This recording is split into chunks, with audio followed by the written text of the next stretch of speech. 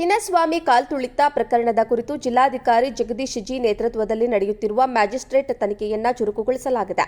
ದುರಂತ ನಡೆದಿರೋ ಸ್ಥಳಕ್ಕೆ ಭೇಟಿ ನೀಡಿ ಮಾಹಿತಿ ಪಡೆದಿರೋ ಜಿಲ್ಲಾಧಿಕಾರಿ ಘಟನೆಯಲ್ಲಿ ಗಾಯಗೊಂಡವರಿಗೆ ನೋಟಿಸ್ ಜಾರಿ ಮಾಡಿದ್ದಾರೆ.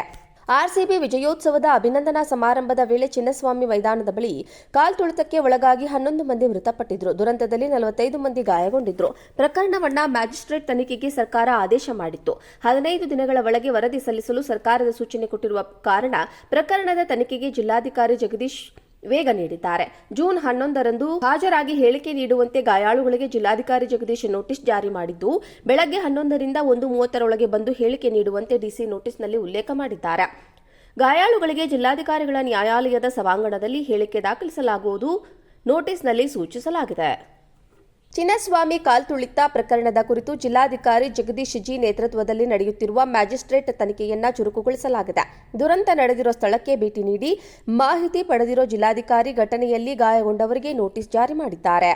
ಆರ್ಸಿಬಿ ವಿಜಯೋತ್ಸವದ ಅಭಿನಂದನಾ ಸಮಾರಂಭದ ವೇಳೆ ಚಿನ್ನಸ್ವಾಮಿ ಮೈದಾನದ ಬಳಿ ಕಾಲ್ತುಳಿತಕ್ಕೆ ಒಳಗಾಗಿ 11 ಮಂದಿ ಮೃತಪಟ್ಟಿದ್ರು. ದುರಂತದಲ್ಲಿ 45 ಮಂದಿ ಗಾಯಗೊಂಡಿದ್ರು. ಪ್ರಕರಣವನ್ನ ಮ್ಯಾಜಿಸ್ಟ್ರೇಟ್ ತನಿಖೆಗೆ ಸರ್ಕಾರ ಆದೇಶ ಮಾಡಿತ್ತು. 15 ದಿನಗಳ ಒಳಗೆ ವರದಿ ಸಲ್ಲಿಸಲು ಸರ್ಕಾರದ ಸೂಚನೆ ಕೊಟ್ಟಿರುವ ಕಾರಣ ಪ್ರಕರಣದ ತನಿಖೆಗೆ ಜಿಲ್ಲಾಧಿಕಾರಿ ಜಗದೀಶ್ ವೇಗ ನೀಡಿದ್ದಾರೆ. ಜೂನ್ 11ರಂದು ಹಾಜರಾಗಿ ಹೇಳಿಕೆ ನೀಡುವಂತೆ ಗಾಯಾಳುಗಳಿಗೆ ಜಿಲ್ಲಾಧಿಕಾರಿ ಜಗದೀಶ್ ನೋಟಿಸ್ ಜಾರಿ ಮಾಡಿದ್ದು, ಬೆಳಗ್ಗೆ 11ರಿಂದ 1:30ರೊಳಗೆ ಬಂದು ಹೇಳಿಕೆ ನೀಡುವಂತೆ ಡಿಸಿ ನೋಟಿಸ್ನಲ್ಲಿ ಉಲ್ಲೇಖ ಮಾಡಿದ್ದಾರೆ. ಗಾಯಾಳುಗಳಿಗೆ ಜಿಲ್ಲಾಧಿಕಾರಿಗಳ ನ್ಯಾಯಾಲಯದ ಸಭಾಂಗಣದಲ್ಲಿ ಹೇಳಿಕೆ ದಾಖಲಿಸಲಾಗುವುದು ನೋಟಿಸ್ನಲ್ಲಿ ಸೂಚಿಸಲಾಗಿದೆ. ಚಿನ್ನಸ್ವಾಮಿ ಕಾಲ್ತುಳಿತ ಪ್ರಕರಣದ ಕುರಿತು ಜಿಲ್ಲಾಧಿಕಾರಿ ಜಗದೀಶ್ ಜಿ ನೇತೃತ್ವದಲ್ಲಿ ನಡೆಯುತ್ತಿರುವ ಮ್ಯಾಜಿಸ್ಟ್ರೇಟ್ ತನಿಖೆಯನ್ನ ಚುರುಕುಗೊಳಿಸಲಾಗಿದೆ. ದುರಂತ ನಡೆದಿರೋ ಸ್ಥಳಕ್ಕೆ ಭೇಟಿ ನೀಡಿ ಮಾಹಿತಿ ಪಡೆದಿರೋ ಜಿಲ್ಲಾಧಿಕಾರಿ ಘಟನೆಯಲ್ಲಿ ಗಾಯಗೊಂಡವರಿಗೆ ನೋಟಿಸ್ ಜಾರಿ ಮಾಡಿದ್ದಾರೆ.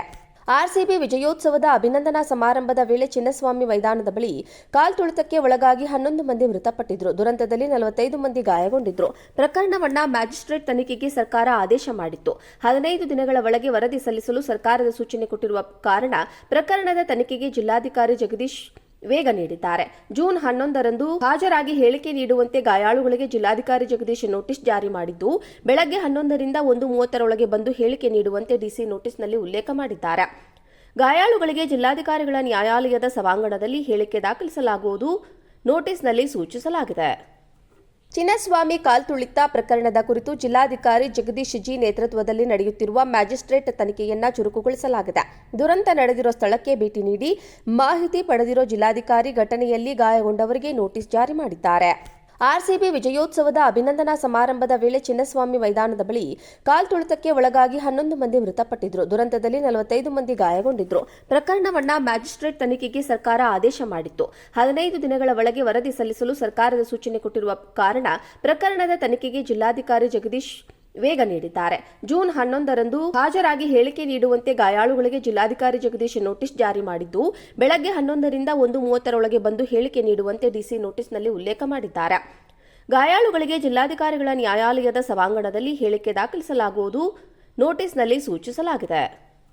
ಚಿನ್ನಸ್ವಾಮಿ ಕಾಲ್ತುಳಿತ ಪ್ರಕರಣದ ಕುರಿತು ಜಿಲ್ಲಾಧಿಕಾರಿ ಜಗದೀಶ್ ಜಿ ನೇತೃತ್ವದಲ್ಲಿ ನಡೆಯುತ್ತಿರುವ ಮ್ಯಾಜಿಸ್ಟ್ರೇಟ್ ತನಿಖೆಯನ್ನ ಚುರುಕುಗೊಳಿಸಲಾಗಿದೆ. ದುರಂತ ನಡೆದಿರೋ ಸ್ಥಳಕ್ಕೆ ಭೇಟಿ ನೀಡಿ ಮಾಹಿತಿ ಪಡೆದಿರೋ ಜಿಲ್ಲಾಧಿಕಾರಿ ಘಟನೆಯಲ್ಲಿ ಗಾಯಗೊಂಡವರಿಗೆ ನೋಟಿಸ್ ಜಾರಿ ಮಾಡಿದ್ದಾರೆ. ಆರ್ಸಿಬಿ ವಿಜಯೋತ್ಸವದ ಅಭಿನಂದನಾ ಸಮಾರಂಭದ ವೇಳೆ ಚಿನ್ನಸ್ವಾಮಿ ಮೈದಾನದ ಬಳಿ ಕಾಲ್ತುಳಿತಕ್ಕೆ ಒಳಗಾಗಿ 11 ಮಂದಿ ಮೃತಪಟ್ಟಿದ್ರು. ದುರಂತದಲ್ಲಿ 45 ಮಂದಿ ಗಾಯಗೊಂಡಿದ್ರು. ಪ್ರಕರಣವನ್ನ ಮ್ಯಾಜಿಸ್ಟ್ರೇಟ್ ತನಿಖೆಗೆ ಸರ್ಕಾರ ಆದೇಶ ಮಾಡಿತ್ತು. 15 ದಿನಗಳ ಒಳಗೆ ವರದಿ ಸಲ್ಲಿಸಲು ಸರ್ಕಾರದ ಸೂಚನೆ ಕೊಟ್ಟಿರುವ ಕಾರಣ ಪ್ರಕರಣದ ತನಿಖೆಗೆ ಜಿಲ್ಲಾಧಿಕಾರಿ ಜಗದೀಶ್ ವೇಗ ನೀಡಿದ್ದಾರೆ. ಜೂನ್ 11ರಂದು ಹಾಜರಾಗಿ ಹೇಳಿಕೆ ನೀಡುವಂತೆ ಗಾಯಾಳುಗಳಿಗೆ ಜಿಲ್ಲಾಧಿಕಾರಿ ಜಗದೀಶ್ ನೋಟಿಸ್ ಜಾರಿ ಮಾಡಿದ್ದು, ಬೆಳಗ್ಗೆ 11ರಿಂದ 1:30ರೊಳಗೆ ಬಂದು ಹೇಳಿಕೆ ನೀಡುವಂತೆ ಡಿಸಿ ನೋಟಿಸ್ನಲ್ಲಿ ಉಲ್ಲೇಖ ಮಾಡಿದ್ದಾರೆ. ಗಾಯಾಳುಗಳಿಗೆ ಜಿಲ್ಲಾಧಿಕಾರಿಗಳ ನ್ಯಾಯಾಲಯದ ಸಭಾಂಗಣದಲ್ಲಿ ಹೇಳಿಕೆ ದಾಖಲಿಸಲಾಗುವುದು ನೋಟಿಸ್ನಲ್ಲಿ ಸೂಚಿಸಲಾಗಿದೆ.